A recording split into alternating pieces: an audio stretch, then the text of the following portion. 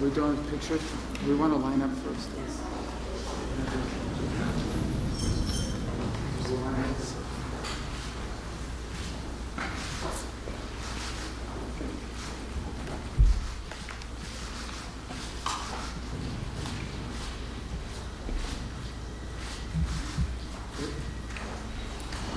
All right, welcome. Well, thank you all for joining us here today. I'm reminded by my colleagues from India, Australia, and Japan that within an hour of becoming the Secretary of State of the United States, this was my first meeting. So we like to do these every 6 months, right? Every 5 months.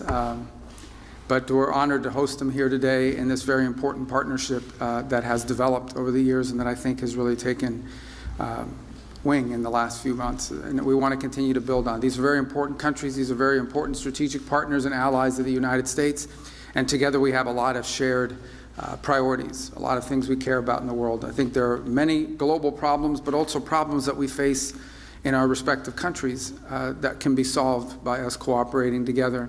One of the challenges upon coming, although this is a great partnership and a great forum in which to discuss these issues, one of the challenges has been something new like this, is turning meetings and gatherings where we talk about ideas and concepts into a vehicle for action, into a vehicle for actually being able to take concrete actions. And that's the next step in this great partnership, is to actually begin to see concrete actions and steps being taken in conjunction with one another, in coordination with one another, in partnership with one another for the benefit of our respective countries and ultimately of many other countries in the world. There are many countries that are going to benefit from this partnership even though they're not members of it.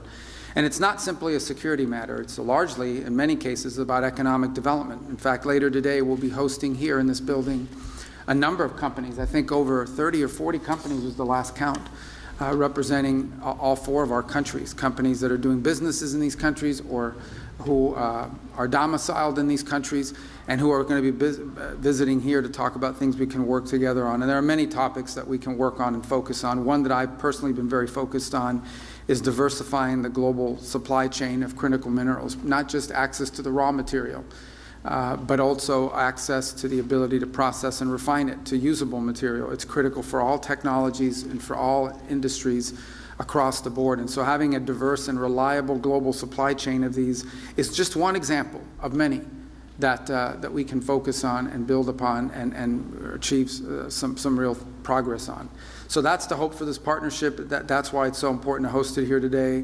And in addition to the bilateral relationships we have with each of the 3 partner nations that are here, it's also important within this forum to turn it into one where we begin to focus on specific issues that we want to work together on and begin to deliver action on those issues. And today's the next step in that process. It's an honor to host them. And now I'm going to ask who's become a friend. I've seen him a number of times now in just 6 months on the job, and I was just telling him how much he travels. I follow the news, and every time I see he's somewhere else in the world, so he's been very busy. But my colleague from India, who will be followed by my colleague from Australia, and then of course Japan, who I've also seen quite a number of times. In fact, I've seen you more than my own children, and because he's at some of the same forums that we've been on, and it's been an important partnership as well. So I'm grateful to all of you for being here today. Welcome to the State Department. Welcome to Washington. And I look forward to visiting you in your respective countries as well, and for the progress that we're making together in this very, very important partnership and forum that we've created. So thank you. Thank you. Well, thank you.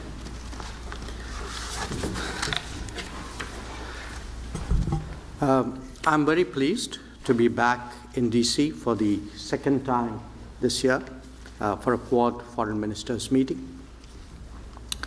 And let me begin by saying that we're all committed to ensure a free and open Indo-Pacific. To that end, our endeavors are devoted to promoting a rules-based international order. It is essential that nations of the Indo-Pacific have the freedom of choice, so essential to make right decisions on development and security. In the last few months, we have made significant progress in Quad initiatives. They include the maritime domain, logistics, education, and political coordination. We will be discussing that in greater detail. The working of the Quad has also been made more efficient through streamlining the working groups. A more cohesive nimble and focused Quad will certainly help deliver better. Quad is about deepening our convergence and expanding our common ground. I value our consultations on different dimensions of the Indo-Pacific in that regard. A lot is happening in the world, and I'm sure that our exchange of views will be very valuable for all of us. A word about terrorism in the light of our recent experience. The world must display zero tolerance. Victims and perpetrators must never be equated, and India has every right to defend its people against terrorism, and we will exercise that right. We expect our Quad partners to understand and appreciate that. India plans to host the next Quad summit. We have some proposals on how to make that productive.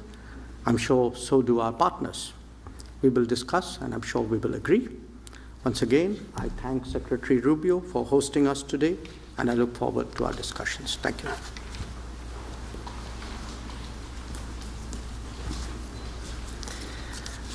Thanks very much.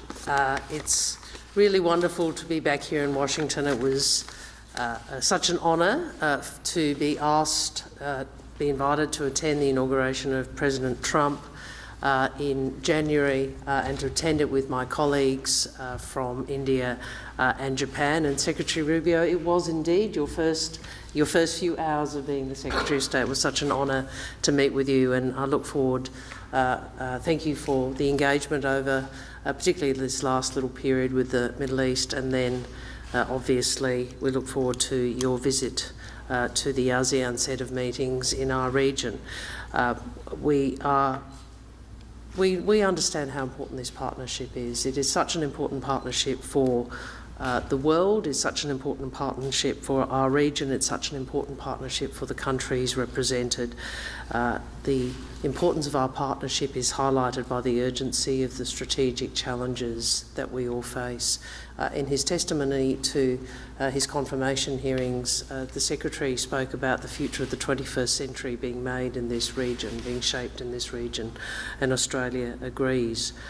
This is a very important Quad meeting, as always, and unfortunately we meet against the backdrop of conflict and of escalating competition. So it has never been more important for us to harness our collective strength for peace, for stability, for prosperity in the Indo-Pacific and for all our peoples. These four countries represent nearly a quarter of the world's population and over a third of global GDP. We are independent, sovereign nations. We bring our own perspectives, our own interests, and we also know this, that we are stronger when we work together. Whether it's when we respond to emergencies, as we did when we together mobilised quickly to support communities affected by the deadly earthquakes in Myanmar, or cooperating on issues which are critical to the region's security and prosperity, such as technology, supply chains and maritime security. Practical cooperation, which is all designed to make all of us safer in a region which continues to change.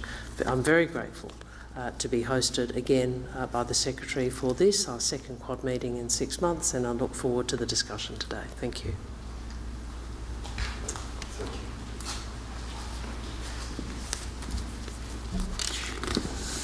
Today, 本日、マルコのイニシアティブで、本年2回目の日米豪印外相会合を開催できることを大変嬉しく思います。マルコが国務省に初登庁して数時間後に開催された本年1月の外相会合開催は、国際社会に対して前向きで力強いメッセージとなりました。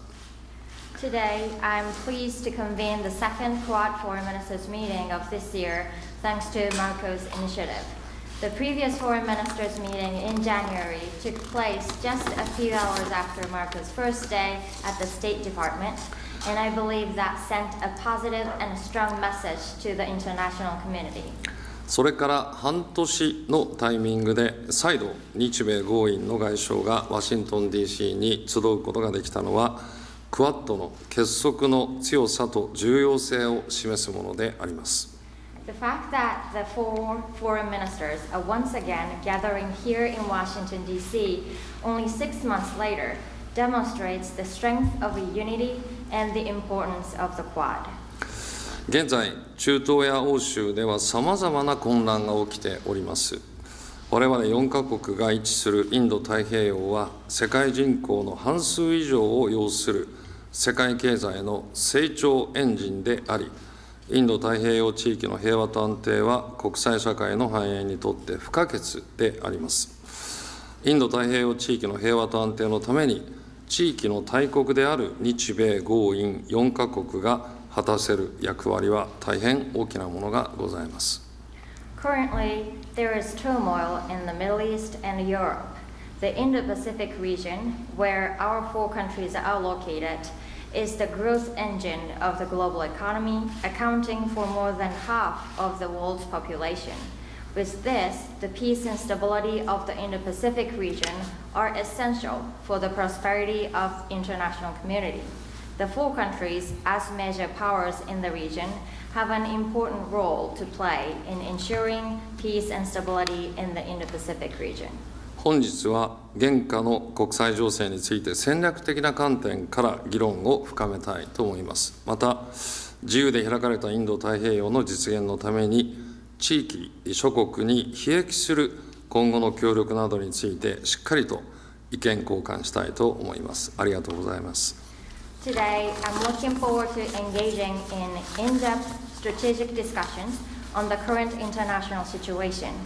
Additionally, we will exchange views on future cooperation that will benefit countries in the region in order to advance the realization of a free and open Indo-Pacific.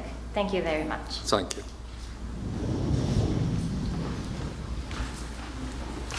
This